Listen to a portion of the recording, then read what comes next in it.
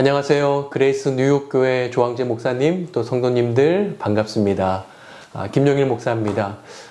뉴욕이라는 도시는 참 전 세계적으로 주목하고 있는 도시이고 요즘 참 코로나로 가정과 또 일터와 또 교회가 다 같이 참 힘든 시기 가운데 있는데요. 이 어려운 시기를 하나님의 은혜로 또 주님께서 주시는 새 힘으로 잘 이겨낼 수 있는 그레이스 뉴욕교회 성도님들 되시기를 소망합니다.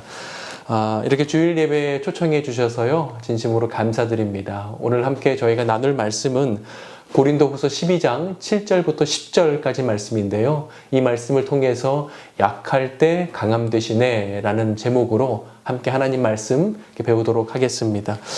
생텍쥐페리의 어린 왕자를 보게 되면요, 이런 이야기가 나옵니다.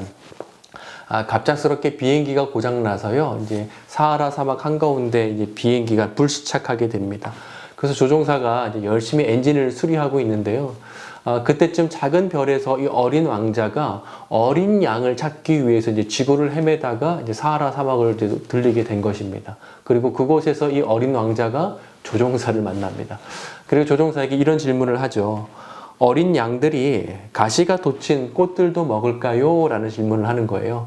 이 조종사가 그 더운 곳에서 비행기 엔진을 수리하다가 갑자기 엉뚱한 질문을 듣게 되니까 건성스럽게 대답을 합니다. 아마도 양은 닥치는 대로 다 먹어 라고 얘기를 하는 거예요. 근데 어린 왕자가 좀 더 진지한 질문을 합니다. 날카롭게 찌르는 가시가 있는데도 꽃을 먹어요? 라고 묻는 거예요. 그러면서 또 하나의 진지한 질문을 합니다. 그런데 참 궁금한 게 있는데 그처럼 아름다운 꽃에 왜 가시가 생긴 걸까요? 왜 가시가 필요했던 걸까요? 도대체 가시는 쓸모가 있는 걸까요? 라고 이렇게 묻는 거예요. 그러자 조종사가 여전히 땀을 뻘뻘 흘리면서 엔진을 수리하고 있기 때문에 건성으로 대답을 합니다. 야, 가시라는 건 그냥 생긴 거야. 아무 데도 쓸모 없는 거야. 라면서 그냥 건성스럽게 성의 없이 대답을 합니다. 근데 그때 고개를 갸우뚱거렸던 어린 왕자가 이렇게 얘기를 합니다. 어쩌면 꽃은 너무 나약해서 혹시 가시가 필요했던 것은 아닐까? 라면서 혼자 얘기를 하는 거예요. 근데 이 대화를 보게 되면 이 조종사와 이 어린 왕자 사이에 가시를 바라보는 시각이 완전 다릅니다. 조종사는 가시는 아무 쓸데없는 거야 라고 얘기를 하는 반면에 이 어린 왕자는 어쩌면 가시는 정말 필요한 것일 수도 있겠구나 라는 얘기를 하는 것입니다. 오늘 우리는요, 함께 가시에 대해서 함께 나눠보려고 합니다. 오늘 바울이 12절에서 이렇게 얘기를 하죠. 자신의 육체에 가시가 있다라고 이렇게 얘기를 합니다. 이것은 실제로 그때 몸에 가시가 박혀 있다 그런 뜻이 아니고요. 가시처럼 자신을 찌르고 자신을 힘들게 하는 내가 가지고 있는 어떤 육체에 질병이 있다, 연약함이 있다라는 그런 뜻을 가지고 있습니다. 바울이 가지고 있던 그 육체의 가시, 또 육체의 연약함, 그 질병이 무엇일까요? 먼저는 많은 학자들이 안질이라고 얘기를 합니다. 눈이 좋지 않았을 것이다 라고 이렇게 얘기를 하는 것입니다. 갈라디아서 4장 15절 보게 되면 이렇게 나오죠. 너희가 나에게 눈이라도 빼어주고 싶어 한다 라는 말을 통해서 아무래도 이 바울이 눈이 안 좋았기 때문에 이 갈라디아 성도가 바울을 너무나 사랑해서 차라리 자신의 눈을 빼서라도 바울에게 주고 싶은 마음이 있을 정도로 그런 마음을 전달했던 것을 볼 때 바울이 정말 눈이 안 좋은 것은 아닐까라는 이렇게 추측을 하는 것입니다. 또 하나는 갈라디아서 6장 11절에서 내가 너에게 큰 글씨로 쓴다. 그 당시에 서신서를 쓸 때 작은 글씨로 보통 썼는데요. 큰 글씨로 글을 썼다라는 것을 볼 때 아무래도 이 바울이 눈이 안 좋았기 때문에 그것을 확인하기 위해서 큰 글씨로 쓴 것은 아닐까라고 생각을 합니다. 왜 그가 이렇게 눈이 안 좋아졌을까? 안질이 생겼을까? 아마도 그가 부활하신 예수님을 다메섹 도상에서 만났을 때 그 환한 빛 때문에 그가 며칠간 이제 앞도 보지 못하고 있지 않습니까? 아마 그러한 이유 때문에 그때 눈이 안 좋아져서 안질이 생긴 것은 아닐까라고 이렇게 생각을 하기도 합니다. 또 하나는요, 일부 학자들은 그가 혹시 간질은 아닐까라고 생각을 합니다. 간질 아시죠? 이렇게 갑자기 부르르 떨면서 이거 팍 쓰러지는 경우가 종종 있습니다. 피곤한 경우에 보통 그런 일들이 일어나곤 합니다. 갈라디아서 4장 14절에 이렇게 나옵니다. 너희를 시험하는 것이 내 육체에 있다. 그러니까 갈라디아 성도들을 시험하는 것, 갈라디아 성도들이 시험 들게 하는 것이 바울의 육체 안에 있다. 근데 그 당시 1세기에는 이 간질이라는 질병이 사람들을 이렇게 시험 들게 하는 그런 질병이었습니다. 그래서 바울이 아마 이런 말을 언급했을 때, 바울이 어쩌면 이 간질을 갖고 있는 것이 아닐까. 그래서 설교를 하다가도 피곤하게 전도 여행 중에 갑자기 팍팍 쓰러지는 그런 일이 혹시 있지 않았을까라는 생각을 하는 것입니다. 바울이 갖고 있던 질병이 안질인지 간질인지는 알 수 없고요. 어쩌면 이 둘 중에 하나, 이거나 심하면 이 두 개 다가 그가 가지고 있는 병이 있을지도 모르겠습니다. 우리가 정확한 건 알 수 없지만 확실한 것은 이 병이 그에게 복음을 전하는 이 복음 사역을 할 때 굉장히 그를 힘들게 하는 가시였다라는 것입니다. 그래서 그가 하나님께, 하나님, 제가 이 복음 사역을 하는데 이 가시가 좀 없었으면 좋겠습니다. 그럼 제가 좀 더 적극적으로 열정적으로 하나님의 말씀과 복음을 전할 수 있을 것 같습니다. 라는 생각에 그가 하나님께 기도하는 것이죠. 3번이나 기도했다라고 말합니다. 이 간질, 또 이 안질, 혹은 이 두 가지가, 혹은 그 가시를 하나님 없애 주십시오라고 그가 기도했다라는 것이죠. 여기서 3번 기도했다라는 것은요, 저희가 식사 기도하듯이 아침 먹고 땡, 점심 먹고 땡, 저녁 먹고 땡, 그런 식사 기도가 아니고요. 여기서 3번 기도했다라는 것은요, 이 한 번의 기도가 긴 한 텀을 내기를 합니다. 그가 어쩌면 긴 시간 동안에 금식 기도를 했을지 모르겠습니다. 그렇게 그가 정말 간절히 목숨을 걸고 기도하는 기도를 장시간 한 번 끝내면 그게 한 텀이 바로 한 번의 기도입니다. 그래서 그가 그렇게 긴 시간 동안 3번의 기도를 하나님 앞에 간절히 기도했다라는 것이죠. 하나님, 이 가시를 좀 없애 주십시오. 그런데 9절에서요, 갑자기 그의 글쓰기에, 또 그 편지에, 그의 서신서에 분위기가 갑자기 바뀝니다. 뭐라고 얘기를 하느냐? 자신이 가시를 통해서 약해진 것을 갑자기 기뻐한다라고 말하는 것입니다. 그리고 나중에는 뭐라고 말하느냐? 내가 이게 부끄럽지 않고 이게 너무 자랑스럽다라고까지 얘기를 하는 것입니다. 왜 그가 갑자기 가시를 자랑하게 됐을까? 왜 기뻐하게 됐을까? 그것은 그가 가시가 갖고 있는 유익을 그가 드디어 깨달았기 때문입니다. 오늘 우리는요, 오늘 이 말씀을 통해서 왜 우리에게 가시가 생길까? 그리고 그 가시의 유익은 과연 무엇일까? 오늘 본문을 통해서 함께 좀 살펴보도록 하겠습니다. 그 첫 번째는요, 가시는 나를 겸손하게 만든다라는 것입니다. 가시는 나를 겸손하게 만든다. 우리 7절인데요. 새번역 성경이 좀 더 이해하기 쉽게 번역을 해서요, 제가 새번역 성경으로 한번 읽어드리겠습니다. 내가 받은 엄청난 계시들 때문에 사람들이 나를 과대평가할지도 모른다. 그러므로 내가 교만하게 되지 못하도록 하나님께서 내 몸에 가시를 주셨다. 바울이 누굽니까? 그는 히브리인 중에 히브리인이다 라고 말을 하죠. 전통 유대인이라고 볼 수 있습니다.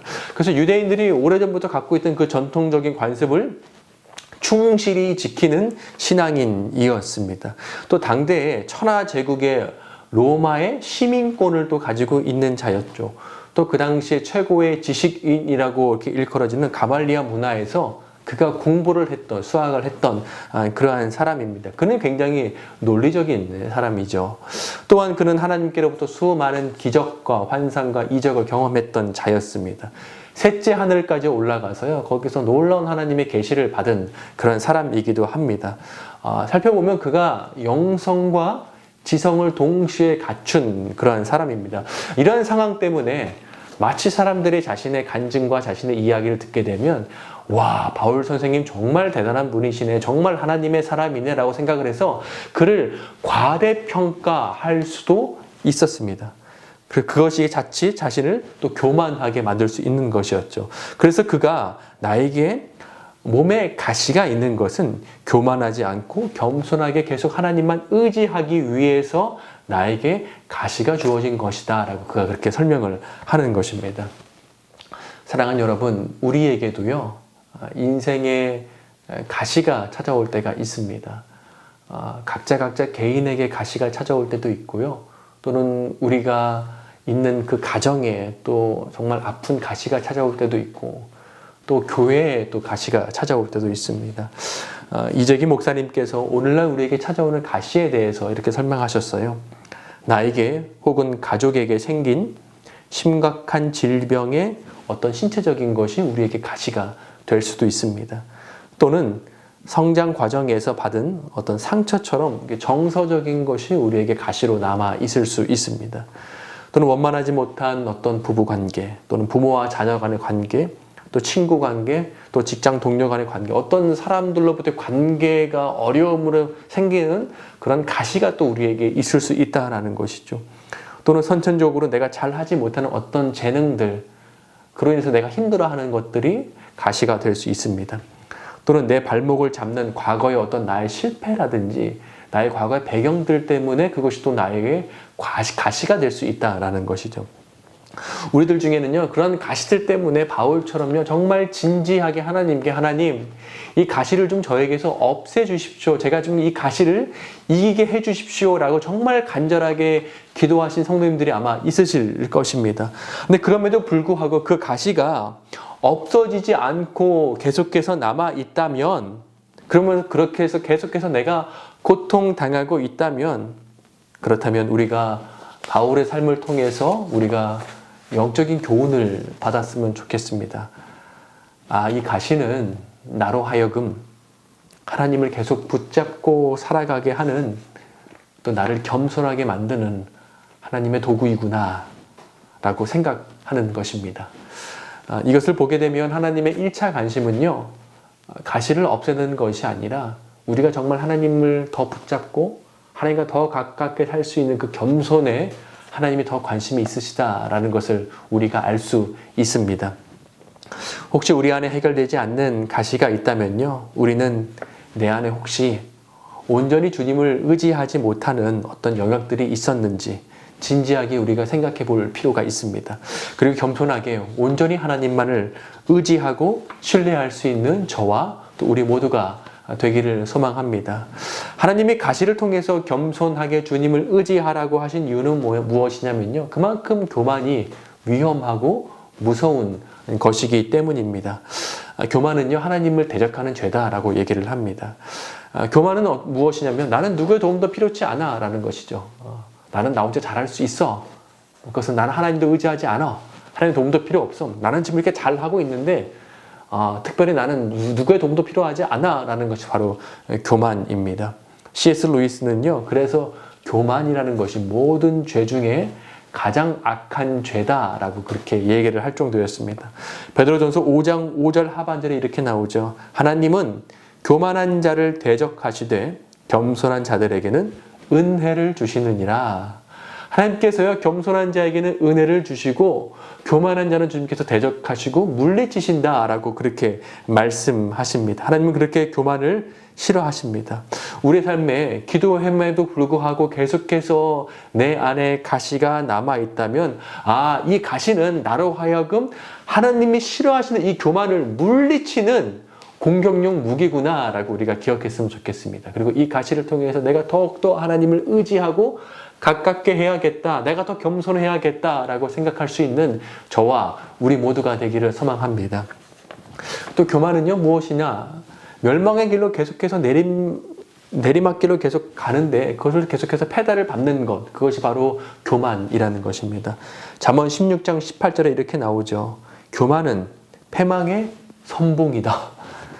그리고 거만한 마음은 넘어짐의 앞잡이다. 계속해서 더욱더 내리막길로 달려가게 하는 것, 그것이 바로 교만입니다. 중국의 역대 왕조들이 북방 이민족의 침입으로부터요, 이 나라를 보호하기 위해서 만리장성을 쌓게 되죠. 이 만리장성 정말 대단합니다. 길이가 3,000km가 넘고 높이가 9m나 되고 성벽의 두께가 5m나 되는 아주 거대한 장벽이죠. 외적이 절대 뚫을 수 없다라고 생각을 했습니다. 누구도 기어오르지 못하고 누구도 함부로 어떤 힘으로도 이 성벽을 무너뜨리지 못할 것이다 라고 얘기를 했습니다.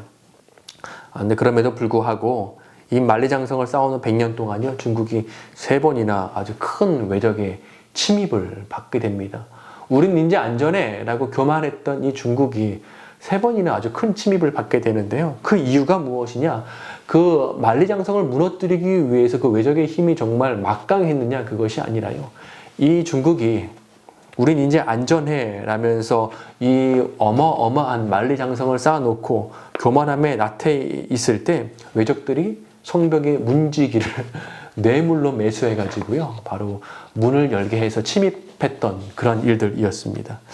이런 말이 있더라고요. 자랑이 자람을 막는다. 자랑이 자람을 막는다. 우리가 주님 앞에서 교만해지면요. 우리가 결코 성장할 수, 또 성숙할 수도 없습니다. 주님 앞에 교만하지 않고 겸손함으로 주님 앞에 우리 모두가 은혜 받을 수 있는 저와 우리 모두가 되기를 소망합니다. 두 번째는요. 가시는 하나님의 능력이 또 머물게 하는 것이다 라는 것입니다. 가시는 하나님의 능력이 머물게 합니다. 우리 9절부터 10절인데요. 이렇게 나오죠. 나에게 이르기를 내 은혜가 내게 족하도다.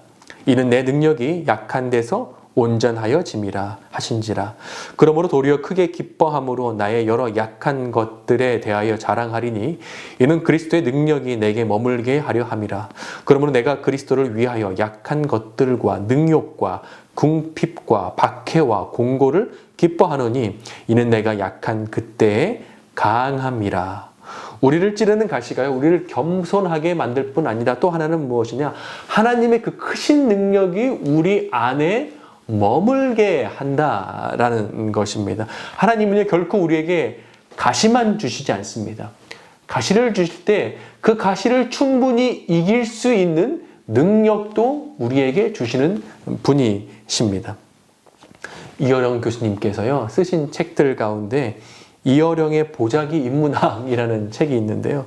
그 책을 보게 되면 좀 재밌는 이야기를 합니다. 이 책에서 이제 서양과 한국을 비교를 하는데, 서양, 특별히 미국은 이제 그 박스 문화라고 얘기를 합니다. 네모난 박스 문화가 있고, 참 박스를에다 많이 담잖아요. 그 박스는 딱 규격이 있습니다. 그래서 그 규격에 맞는 물건만 담을 수 있고요. 그 규격에 맞지 않는 물건은 담지 못하는 것이 바로 이 박스 문화입니다. 그래서 미국에서는 참 팔러시라는 얘기를 많이 하잖아요. 학교를 가게 돼도 그렇고 회사를 가게 돼도 그렇고 어떤 마트를 가게 돼도 그렇고 우리의 팔러스는 이겁니다. 우리의 규정은 이겁니다. 그렇기 때문에 여기에 맞춰야 합니다. 여기에 맞추지 못하면 당신은 못합니다 라는 말을 참 많이 하죠. 그래서 이 박스에 맞추는 이 규정에 맞추는 문화가 바로 미국 문화다라고 얘기를 합니다. 반면에 한국 문화는 보자기 문화라고 얘기를 합니다. 보자기 딱 펼쳐서요. 거기다 네모난 박스 넣고 싸매면 보자기가 네모나게 쌓입니다. 보자기를 펼치고 도자기를 놓고 도자기를 싸면요. 보자기가 동그래집니다. 이 보자기는 못 싸는 게 없습니다. 네모난 것도 쌀 수가 있고요. 동그란 것도 쌀 수가 있고 심지어 세모난 것도 쌀 수 있고 모든 것을 싸맬 수 있는 것이 바로 이 보자기입니다. 그래서 이어령 교수님께서 이 한국인의 이 보자기 문화, 이 수용력, 포용력 때문에 한국인들은 세계 어딜 가나 다 잘 산다라고 얘기를 합니다. 그런데 한 가지 중요한 게 있죠. 이 보자기에서 물건을 싸맬 때는 반드시 물건보다 보자기가 커야 한다라는 것입니다. 물건보다 보자기가 작으면요, 결코 싸맬 수 없습니다. 이게 영적 원리도 마찬가지인 것 같습니다. 우리 안에 다 은혜의 보자기가 있는데요. 우리가 물건보다 우리의 마음의 보자기가 작으면 결코 그것을 쌓을 수 없습니다. 그렇기 때문에 우리가 하나님으로부터 은혜를 받아야 되는 것입니다. 하나님, 저에게 은혜를 부어 주시옵소서. 그래서 하나님께서 우리에게 은혜 부어 주실 때 그 보자기가, 영적 보자기가 넓어지는 것입니다. 그때 우리가 그 보자기의 모든 문제들을 다 담고 싸맬 수 있는 그런 포용력이 생기는 것입니다. 실제 이런 삶을 사셨던 분이 계십니다. 중국의 워치만 리라는 목사님이 계신데요. 영성이 깊고 또 하나님의 많은 은혜를 체험하신 그러한 목사님이십니다. 전 세계 많은 그리스도인들에게 좀 영향을 끼치셨던 그런 목사님이기도 하십니다. 근데 이분이 과거에 몸이 굉장히 좋지 않으셨습니다. 그래서 병원에 가셨는데 병원에서 의사가 뭐라고 얘기했느냐? 당신 30대를 넘기지 못할 것입니다 라고 얘기를 한 것입니다. 몸이 굉장히 약했기 때문에 그때부터 이분이 하나님을 찾고 하나님께 굉장히 매달리면서 기도합니다. 하나님, 이 가시를 좀 저에게서 없애 주십시오. 제가 하나님을 위해서 사역하고 싶습니다 하면서 간절히 기도하는 것입니다. 근데 그때 갑자기 이제 한 번은 잠을 자다가 꿈을 꿨는데요. 꿈에서 자신이 이제 배를 타고요. 양쯔강을 이제 올라가고 있는 그런 상황이었습니다. 근데 갑자기 바닥으로부터 큰 어마어마한 돌이 쭉 올라오더니요. 자신 앞을 탁 막아서서 자신이 더 이상 앞으로 가지 못하게 막은 것입니다. 야, 이를 어떡하나. 근데 그때 하나님으로부터 음성이 들렸습니다. 사랑하는 워치만 리아, 이 돌을 옮겨주랴 아니면 물 수위를 높여서 돌 위로 지나가게 해주랴는 그런 말씀을 해주신 거예요. 가만히 생각해 보니까 돌을 옮기는 것도 좋지만 와, 이 물 수위가 높아져서 돌이 잠겨서 그 위로 지나가면 참 재밌겠다라는 생각이 들었습니다. 그래서 하나님께 기도하죠. 하나님, 강물이 불어나서요, 배를 타고 저 큰 바위 위를 지나갈 수 있도록 해주십시오 라고 기도를 합니다. 근데 순식간에 갑자기 강물이 막 불어나더니요, 그 거대한 바위가 잠겼습니다. 그래서 워치만 니가 그 위로 지나가는 그런 꿈을 꾸었습니다. 그리고 꿈에서 깨어났어요. 꿈에서 깨어나자마자 갑자기 이런 생각이 들었습니다. 하나님은 내게 질병을 고쳐주랴 아니면 병은 그대로 두고 대신 병을 넉넉히 이길 수 있는 큰 은혜의 강물을 부어주어서 오히려 네가 예전에는 결코 경험하지 못한 크신 주님의 은혜를 경험하면서 살게 해주랴는 메시지로 그가 들리는 것이었습니다. 그래서 그가 하나님께 기도하죠.